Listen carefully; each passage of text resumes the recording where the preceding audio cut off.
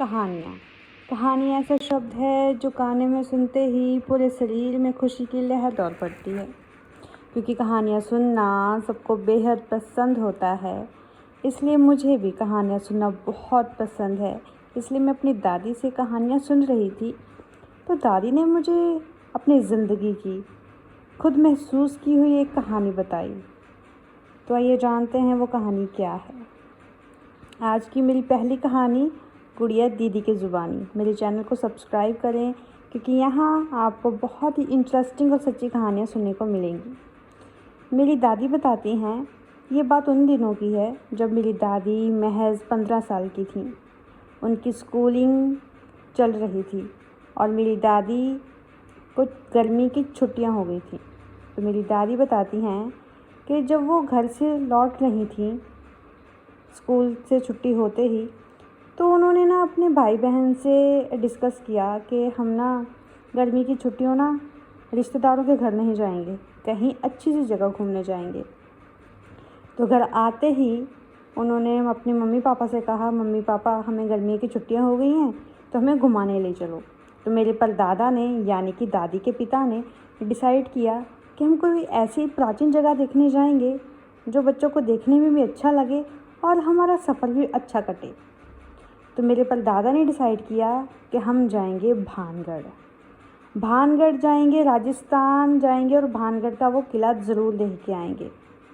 भानगढ़ आज से बहुत सालों पहले कोई टूरिस्ट प्लेस नहीं था। वो महज एक ऐसी प्राचीन जगह थी जहाँ लोग दिन में भी जाने से डरते थे। तो मेरे दादी ने और उनके सबने परिवार वालों ने मिल के डिसाइड किया कि हम सुबह ही भानगढ़ यानी कि राजस्थान जाने के लिए निकल जाएंगे और भानगढ़ किला देख के आएंगे। तो उन्होंने सुबह सुबह पैकिंग शुरू कर दी और दादा के पास यानी कि मेरे परदादा के पास खुद की गाड़ी थी। तो उन्होंने डिसाइड किया कि हम जब मर्ज़ी निकल सकते हैं, कोई दिक्कत वाली बात नहीं है। तो निकलना तो उनको सुबह था, लेकिन निकलते निकलते उनको शाम हो गई, क्योंकि दादा को कोई ज़रूरी काम आ गया था। तो फिर ऐसा हुआ कि मेरी दादी ने शाम को, मेरी दादी बताती हैं कि उनकी मम्मी ने यानी कि मेरी परदादी ने शाम को पूरी पैकिंग कर ली थी। कपड़े वगैरह 3-4 दिन के लिए जाना था, रख लिए थे, और सब्जी रोटी भी उन्होंने पैक करके रख ली थी।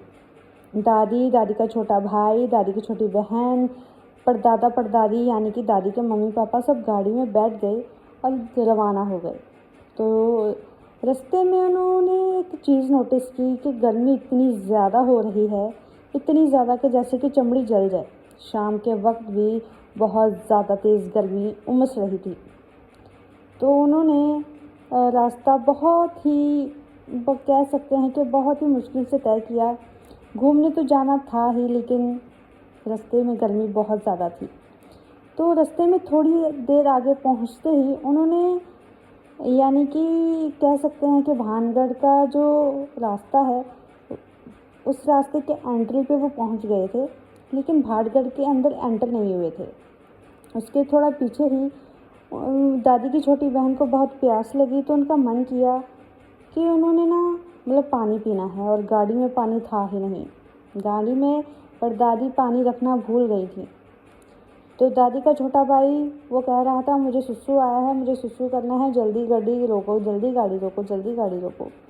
तो परदादा ने गाड़ी रोकी, तो वहाँ एक दूर ही बरगद का पेड़, साथ ही उसके एक कुआं था। तो दादी का भाई सुसु करने उतरा और दादी और सब पानी पीने कुएं के पास गए। कुएं का पानी बहुत ही शांत, ठंडा, साफ सुथरा था, यानी जबकि वो कुएं के आसपास कोई भी ऐसी रिहायशी इलाका दिखाई नहीं दे रहा था, फिर भी वो कुएं का पानी बहुत साफ सुथरा था। बरगद के पेड़ के नीचे ही उसने सुसु कर दिया, लेकिन ये चीज़ उसको नहीं करनी चाहिए थी। क्यों? क्योंकि कहा जाता है कि किसी भी पेड़ के नीचे शौच करना या सुसु करना मना है। तब शायद उनको ये बात ध्यान में नहीं आई, तो उसने वहाँ सुसु कर दिया था और सबने पानी पिया, सब गाड़ी में वापस बैठ गए। फिर चलते चलते दूर ही उन सबको जो उन्होंने खाना लाया था साथ में, वो खाना ख़त्म हो गया, क्योंकि भानगढ़ का जो रास्ता था काफ़ी लंबा जा रहा था।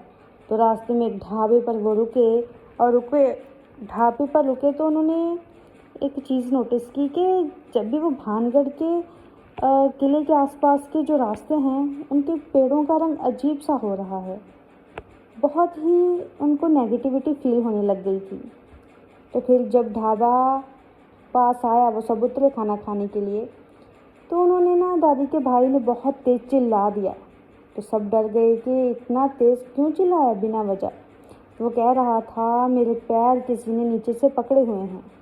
तो सब ने पूछा कि नीचे तो कोई नहीं है, हमने अच्छे से सब जगह देख लिया, यहाँ कोई नहीं है, तो तुम ड्रामा मत करो। उसने बोला मैं ड्रामा नहीं कर रहा, वाकई मेरे पैर नीचे से किसी ने खींचे थे, इसलिए मैं चिल्लाया था। तो मेरी दादी ने नोटिस किया कि मेरे जो दादी के भाई हैं, जब वो महज 7 साल के थे उस वक्त, तो उनके पैरों में ना पंजे जैसा निशान लगा हुआ था, जो मिट्टी के, मान लो कि हमारा हाथ गीला है और हम किसी को पकड़ते हैं, ऐसे निशान उनके पजामे में लगे हुए थे। तो दादी ने ये चीज़ नोटिस तो की लेकिन बताया नहीं किसी को। तो फिर यूँ हुआ कि सब खाना खा के रवाना हो रहे थे और भानगढ़ का किला बाहर से ही देखने का तय किया था, अंदर कोई नहीं जाएगा क्योंकि वहाँ जाना मना था। तो शाम का वक्त होते होते सुबह हो गई थी। खाना खाते जब वो ढाबे पे पहुँचे तो सुबह हो गई थी। तो सुबह उन्होंने डिसाइड किया कि भानगढ़ का किला हम बाहर से देखेंगे, अंदर कोई नहीं जाएगा। बाहर से अच्छे से देखा, बहुत ही अजीब सा और बहुत ही दिलकश नज़ारा था, लेकिन डर भी लग रहा था। फिर भी लोग देखने तो आ ही रहे थे, कई कई तरह के लोग। इतनी भीड़ नहीं थी क्योंकि वो उस टाइम पे टूरिस्ट प्लेस नहीं था, सिर्फ एक प्राचीन जगह थी। फिर भी लोग देखने आ रहे थे, लेकिन इतनी ज़्यादा भीड़ नहीं थी। तो मेरी दादी के जो छोटे भाई हैं, उन्होंने ज़िद की कि यहाँ से चलो, अभी चलो, क्योंकि मुझे डर लग रहा है। जहाँ मैंने सुसु किया था बरगद के पेड़ के नीचे, वहाँ से भी मुझे कोई आवाज़ आई थी और वही आवाज़ मुझे अभी भी मेरे कानों में सुनाई दे रही है। चलें, जल्दी चलें। तो वहाँ तब होटल वगैरह तो नहीं होते थे, तो उन्होंने किसी के घर, जैसे पोस्ट ऑफिस वगैरह हो जाते हैं, मेरी दादी बताती हैं कि वहाँ उन्होंने रुकने का तय किया था, धर्मशाला वगैरह जो भी होते हैं, तो वहाँ रुकने का उन्होंने सबने तय किया। तो वहाँ रुके हुए थे, सब सो गए क्योंकि घूम करके सब थक गए थे, तो सारे सो गए। तो फिर ऐसा हुआ ना कि मेरी दादी कहती हैं कि उन्होंने ना रात को अपनी बहन को उठाया कि मुझे ना वॉशरूम जाना है, चल मेरे साथ चल, अनजान जगह है, मुझे थोड़ा डर लग रहा है। तो साथ ही ना वो वॉशरूम करके वापस आई और दादी का दुपट्टा, दादी को ऐसा लगा किसी ने ज़ोर से खींचा है।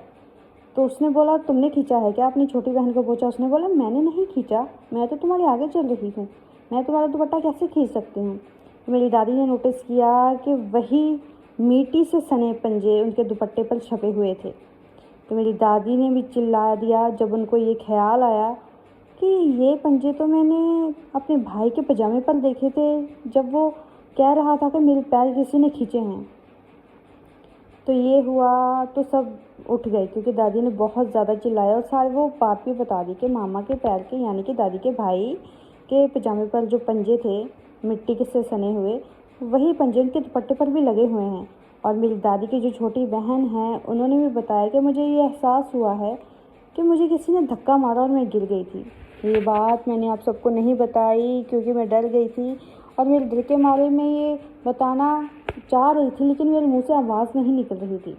मेरी दादी ने बोला कि चलो हम यहाँ चलते हैं। तो मेरी दादी, यानी कि मेरी परदादी ने बोला, यानी कि दादी की मम्मी ने बोला कि हाँ मुझे भी यहाँ कुछ ठीक नहीं लग रहा है, हम वापस चलते हैं।